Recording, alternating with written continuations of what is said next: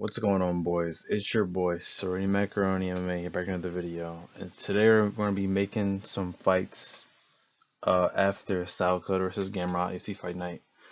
And the Apex happened yesterday. Very I would say the card in general was kind of slop, but in the end there were a good amount of fights in that card. A lot of nice finishes. The main event was, even though it was short, it was really good.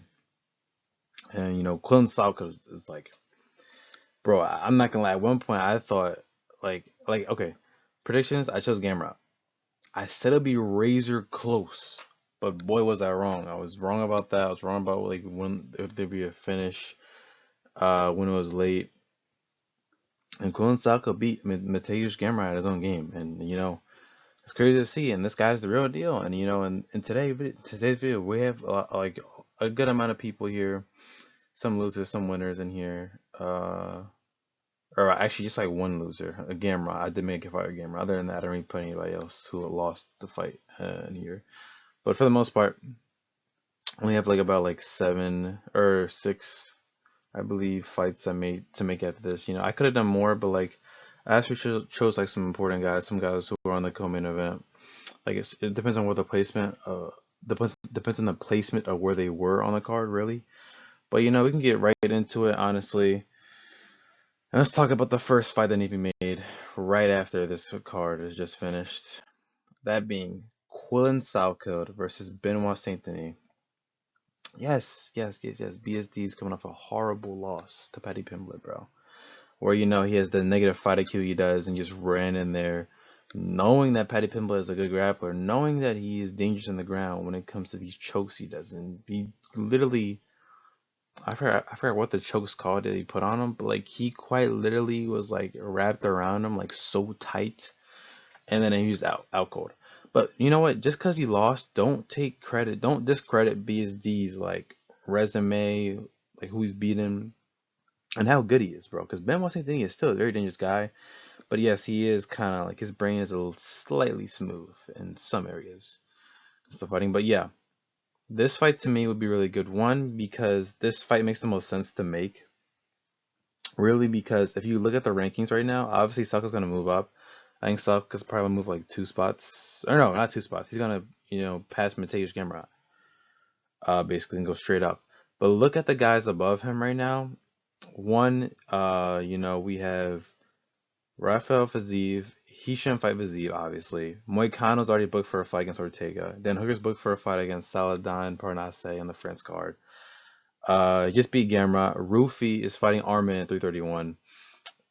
Paddy Pimblett, just got off a fight, even though he took no damage, but he should be fighting Ilya Taporia his next fight.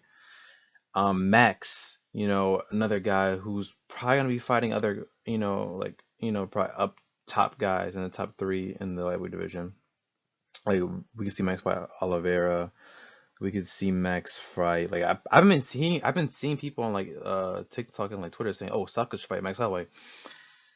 I mean, maybe that is a possibility, but at the same time, I just don't think Quillen Salkilld should be fighting a guy like Max Holloway in this division. At Max Holloway's level, I'm not saying that it's a crazy skill gap between these two. No. Not that. Just the fact that I just think, Max Holloway has bigger fights to worry about than Salkilld. Not saying Salkilld is, the worst ever, but Salkilld definitely is a guy coming for that lightweight belt. Gaethje won't be fighting until 2027. Taporia's still trying to get his face reconstructed. Armin's fighting Rufi. Oliveira, he'll be back, obviously his friend passed away. Sad news, but he'll be back soon. Paddy's have a fight, and he will fight Ilya Taporia, bro. He should fight Ilya Taporia. That's what I mean. That's what I mean by that. Well, Salkilld, this fight to me is a really good fight. One, BSD is also another good grappler, but I think in terms of this fight, Mateusz Gamrot is known for, utilizing a lot of his ground game in his fights. He can strike, but at the same time, he's a very chinny guy, so it makes sense why he utilizes a lot of grappling, a lot of wrestling in his game. And that fight, Quillen Salkilld really just showed who the better grappler was. And I'm not gonna lie, Mateusz Gamrot is kind of old, bro. He's almost 36. But he's still not a bad fighter, bro. He's not bad. So this win for Quillen Salkilld really boost him up, and I think his next fight should be BSD, just simply because BSD, like I said, BSD is more of like a yes, he's an aggressive fighter. He has the ground game, but I just really love him on the feet way better. And this fight to me would be a fight on the feet the most of the time. If Salkilld, is maybe down around or something like that, or maybe he gets like or maybe he's kind of getting outstrike, he probably will utilize his wrestling, try to get BSD down. But I just think that in this fight will be really good. I just don't. I'm just still in shock at how Salkilld beat Gamrot because that was the way he just submitted Gamrot. He beat him at his own game. I'm still kind of shocked. But I think this fight BSD is still one of the top guys in the way. I don't think I ever won the belt, but he's still a guy hovering around those like top 5 and the top 10 rankings, all that. But this fight to me, I think this will be Quillen Salkild's biggest challenge in his career, bro. Not Benil Dariush, because he finished him. That was kind of tough in the beginning for him. Not Mateusz Gamrot, because he literally, oh my god, he just went right through him, finished him. BSD beats toughest fight, one because of his aggressiveness, two because he's a very good striker, tough guy, and three, I think in the ground game, BSD can definitely defend him. So I don't think he's not, I'm not too confident on his ground game as Quillen Salkeld. We just saw what Salkeld did to Gamrot. I'm still, like I said, I'm still in shock, but to me, this fight would be a really good fight. And it would be like this should not be like a fight night, just like how Gamrot was versus like Gamrot and Salkeld was. It should be on a main card of a numbered event. Salkeld took no damage, really. BC took no damage in this fight either. Book this fight and like I could see this fight on 333 or 332, something like that. I'm being honest, bro. Uh, Obviously not 331 because that whole card has been made, but like 332, 333, maybe 334. But I just don't want to see Salkeld and BSD on a fight because like we want to see it in front of a huge crowd. Salkild's a fan favorite. A lot of people like BSD as well because of his warrior spirit. This be a good fight, and this should be made very soon. Next, we can move on. What should we do with Mateusz Gamrot? Here's what we should do: put him against Rafael Fiziev. This fight to me is definitely a better matchup for Gamrot than Salkeld. I think, Rafael Fiziev is kind of a nasty spinning head kick KO on Manuel Torres, who's another guy like in lightweight, but kind of got slightly derailed with his hype train, Bozen Fiziev. But we know Fiziev. We know Fiziev as a pretty. He's pretty good, but I would say he would never get to that level to where he can beat like most of the guys above him. Like most of the guys above him would beat Fiziev. Some of them pretty badly. A couple of them like could be kind of close, but they still edge out over Fiziev. But I think for this fight, with Gamrot versus Fiziev, I think this would be a better matchup for Gamrot, really, because I think Gamrot could honestly really use his grappling ability over Fiziev. Yes, Rafael Fiziev. I just like to me, I think it's kind of hard. It was kind of hard for me trying to find a matchup for Gamrot just because I think like he's good, but like I don't know, man. The lightweight's getting better every year, bro. I mean, that's how most divisions are, but I just think, bro. Oh my god. Oh, this is tough for me. I mean, Fiziev's an explosive striker. He has nice combinations, but I think Gamrot's pace, his cardio in fights, bro, the grappling he has, the wrestling, Fiziev just can't escape that. To me, he just can't escape that. I just don't see him ever doing that. And we've seen Gamrot, go up there and fight elite level grapplers. And yes, I did kind of forget when making this fight that they've already fought before, and Mateusz Gamrot did KO him. I mean, let's disregard that just because that fight ended early, yes.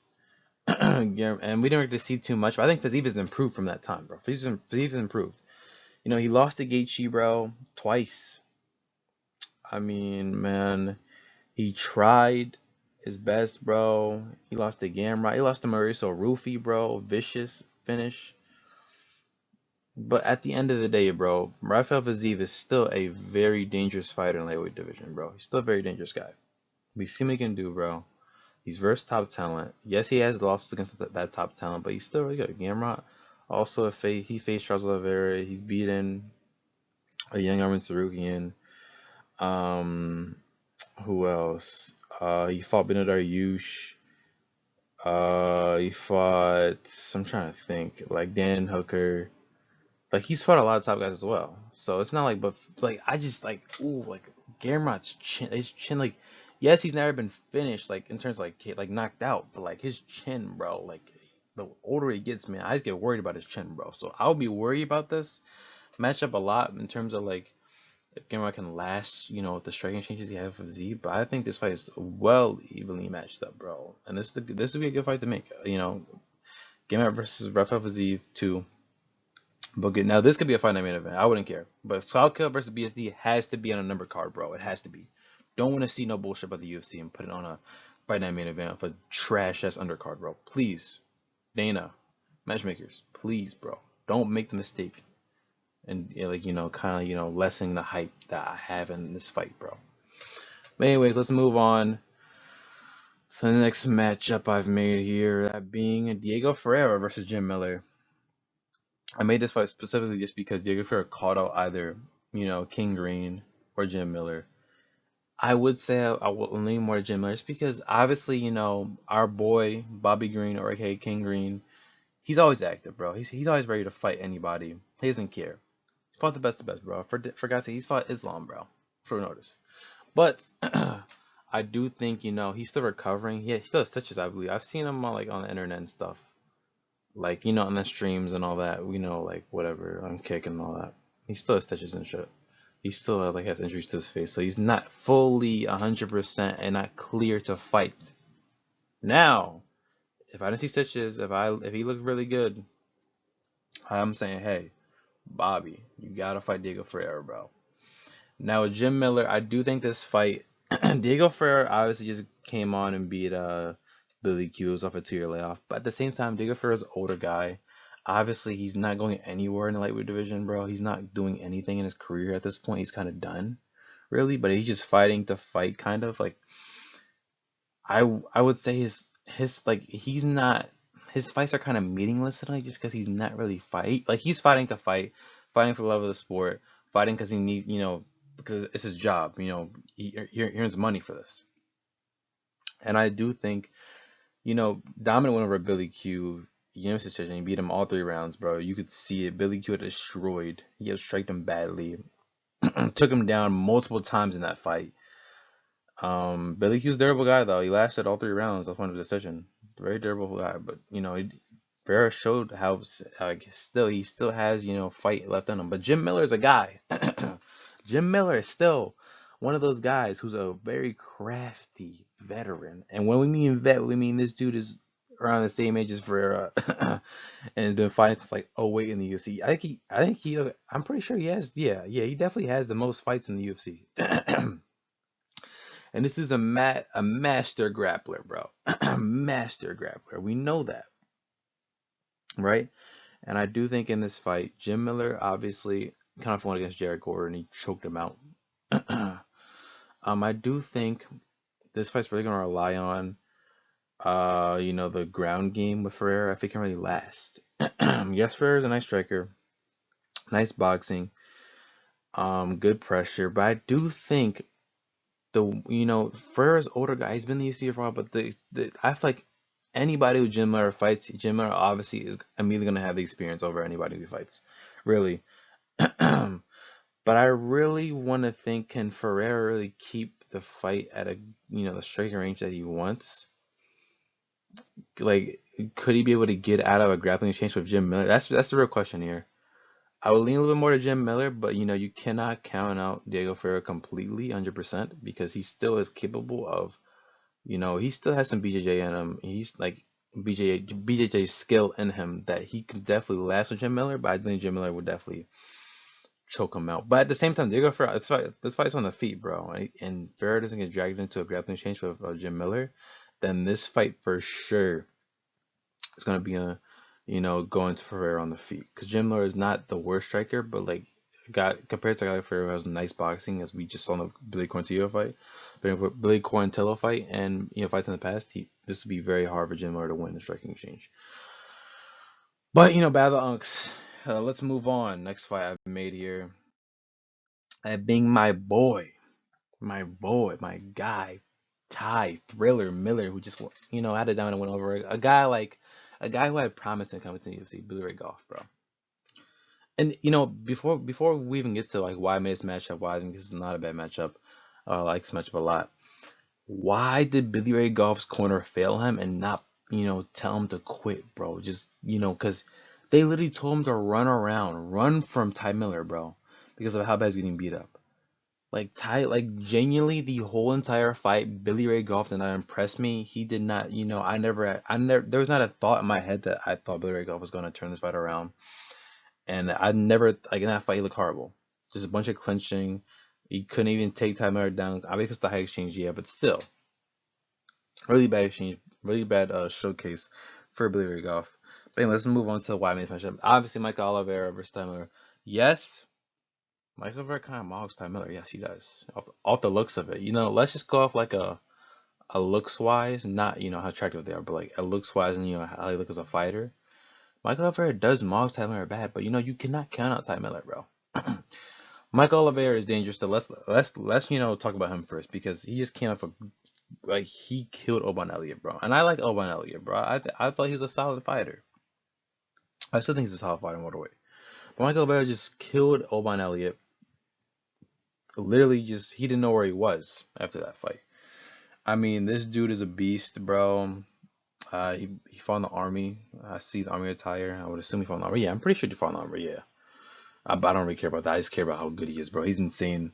He has the look to be a champion. He has the look to be a dominant fighter. He has the look to end the hype of Ty Miller. Yes, he does. And I like Ty Miller. Bro, Ty Miller just showed us. Okay, remember when I first saw Ty Miller, bro? He versus Adam Fuga. I was like, okay, cool win. Adam Fuga gets a can. He gets destroyed by everybody. Cool. Just beat Billy off, destroying him. He truly showed how good he is at range, bro, and how good he is at closing distance, controlling distance in a fight. He truly showed like the NFL against we didn't really get to see much from Michael Oliveira in his fight against Oban because how quick it was and how because but like Michael Oliveira has power in his hands, bro, crazy power. He's on levels that like I don't want to compare him to Carlos Prates level, bro. Of because Carlos Prates to me is the hardest hitter in the UFC. Extreme. I don't even. It's hard to explain how powerful he is, but Michael Oliveira is definitely like. Yo, I genuinely think, like literally Michael Oliveira in the first fight exchange with Oban Elliott, he literally just knocked him down, finished him. And I'm scared for Ty Miller in this fight, bro. I'm scared for Ty Miller, but Ty Miller is definitely, I don't know. I don't really know about the ground game about like, with, Oliveira. Oliveira did try to take Ty Miller down in the fight, he's pretty good he's pretty good at takedown defense. Stuffing takedowns pretty quickly and easily.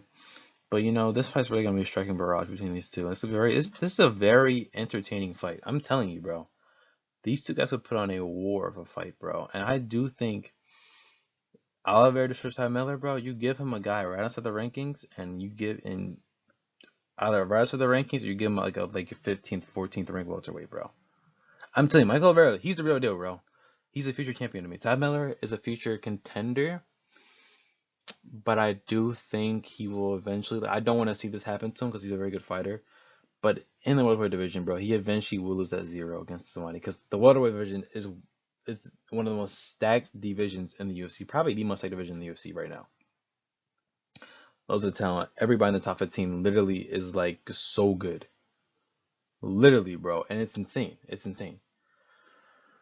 But I do think, this it'll be very interesting to see if Oliveira can close this fight out pretty quickly, or sometime I can, control the distance like he did in the Billy Ray Goff fight and really hold his own and, go at it with Oliveira.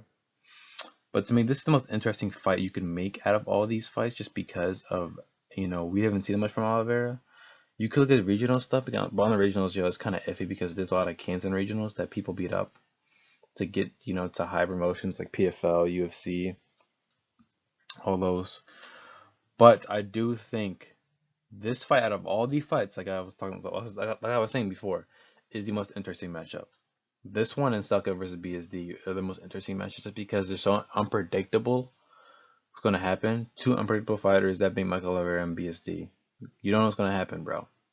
So we can move on. Next matchup I've made, second to last. That being my guy, Manuel Sosa, a guy I like a lot, versus Drew Dober. But before we even get into this, let's talk a little bit about his fight against Richie Miranda. Okay, I'm saying before again. Before we even get into Manuel Sosa, I was impressed with Richie Miranda. I really thought he kept this fight close with Manuel Sosa, who was an extremely good power striker. Is that the right word? I don't know, but if you get what I'm saying, like how I'm saying it. Good power striker. He knows what he's doing. Um, but in a lot of his fights, he starts off losing the fight because Miranda took round one for sure. Landed some nasty hammer fists on the ground, bro, and that he sealed the round by taking him down, landing those punches. Like, it was bad. I thought Manuel was gonna get finished. I was about to give up. I thought round two about to get knocked down in same position again. But no, he turned around. But that's the trend of Manuel Sosa. He'll be losing a fight and then he'll turn around. Like that's happened in the Blachowicz fight. He was losing the fight and then he turned around. Arguably, you could say it was 1-1 or something like that, whatever. But still, he literally turned it around, bro. But anyways, I want him to fight Drew Dober. Yes, I kind of did. I did. I think I'm pretty sure I put Chanko, John Pork, against Drew Dober after the UFC Abu Dhabi card. But this fight to me could also happen. Drew Dober could fight either of these guys, bro. Drew Dober's a dog, bro. He stands and bangs, bro. He's a brawler. Anytime Drew Dober comes, anytime I see Drew Dober on a card, it's always gonna be an exciting matchup. Like his last fight against Michael Johnson, bro. Exciting matchup. He's had exciting fights, bro. I think pretty much almost all of his fights are exciting, really, because the finishing ability he has in himself in a fight is just crazy. But against Manuel Sosa, this will be a really good fight. I do think he has the edge over Manuel Sosa just because I think Manuel Sosa really, I think sometimes he can maybe overextend himself too much in a fight. We saw the Miranda fight. I think he went a little bit too far because obviously he knew about Miranda's grappling ability. He knew how good he was on the ground. But he just kind of overextended a little bit and ended up getting taken down. He did reverse a nice takedown in that fight, but he did get taken down though. Not the greatest. Not the greatest way to approach a grappler. Guys pretty good at what they do on the ground. Coming forward to them after you kind of hurt them. But I get it, but you gotta be still wary. And that's the corner was telling us. Corner was saying don't do that. Try to keep your distance and just land punches. Don't overachieve on seeing him getting stunned a little bit. Just kind of chill because he's still unpredictable. He could take you down. He could submit you. Could finish you. But this would be a good fight. Put it on fight night. Put it on a numbered card. Who cares? But this fight should be Drew Dober hasn't fought in a couple months. And so just got a fight. This fight could be put on like an upcoming 333. Like literally, bro. You could put this on 332. Nah, probably 332 probably or 334. But this will be a really good matchup to make, bro. Two got brawlers. I would say Mills not that much as a brawler Drew Dober, but both these guys have a lot of power, explosive power to them. So good fight. Prospect to UFC veteran. But anyways, let's move on to the last and final fight I've made here. That being my boy, Steven Concrete Asplin versus Denzel Freeman, notorious Josh Hogan victim who got slimed out and emoted on. Now, there's some backstory to this matchup and why I made it. Okay, I keep on saying this, but before we even get to that, yes, Steven Asplin did call Jamal Hill, but I don't want to see Jamal Hill fight Steven Asplin, just because I do think for Jamal Hill's first heavyweight fight, I feel like he should fight someone. I feel like he should fight like a ranked guy. Hear me out. A ranked guy or a guy who's pretty nice heavyweight, not the blobbiest guy. Regardless, Jamal Hill is gonna be bad at heavyweight, bro. So who cares? But he did call him out. I don't want to see that fight. I do think this is a better fight you can make with Jamal Hill, like Walter Walker. That'd be a very meme-filled fight, interesting fight. What if Jamal Hill wins that? or what if he gets heel hooked? But anyways, there's backstory to the Steven Asplin versus Denzel Freeman fight, really because Denzel Freeman actually beat Steven Asplin in LFA. don't think it may have been an amateur fight, or was it? No, I think it's actual like loss, like on his record. You know, his professional record. Pretty sure. But regardless, he lost to Denzel Freeman. I do think he could. They fought before, but that was like when they were both kind of inexperienced. They didn't have the full experience yet in MMA. But this fight to me, interesting. We know Steven Asplund can wrestle with you. We know he's good in clinches. We saw in the Gamrot Pat fight. Gamrot Pat was leading to clinches. So was Steven Asplund, but Steven Asplund did a very good job controlling the clinch and getting right back, striking game, and controlling Gamrot Pat, taking his back, clinching on him, all that. He's good at what he does. Denzel Freeman is also a guy who's I believe he went to Oklahoma State for a rep. He's a collegiate wrestler. That's all I gotta know. I don't know if he's Oklahoma State. I'm pretty sure I'm wrong about that. I just said some bullshit. But anyways, I do think he's still a really good wrestler. Saw Josh Hoka fight. He tried it. He has a wrestling background, bro. He literally collegiate wrestler, bro. This would be a nice fight. I do think Steven Asplund has to worry about the wrestling though. But I do think he's stuffing the takedowns from Denzel Freeman in this fight, bro. For sure, stuffing those takedowns and getting right back on the feet. So it's gonna be a striking barrage, bro. But Steven Asplund's a craftier guy, bro. He's concrete, bro. Literally, that's the name, bro. He's concrete. But anyways, man, that's probably the end of the video. Yes, that's not probably. That's gonna be the end of the video. I had fun, making these matchups. A lot of good matchups here, I believe. I think maybe one of them is kind of iffy, and I would say the iffy one is probably Time Miller, Michael Oliver. But hear me out on that one, bro. That one's a very interesting matchup. But anyways, if you like this MMA content I make, bro, subscribe, like the video up, comment, leave recommendations if you want. Bro, I'm pretty capable of making a lot of videos, but I just like making matchmaking videos just because they're pretty interesting. You can experiment with them a lot. But anyways, man, that's gonna be the end of the video, and I'll see you boys. Peace.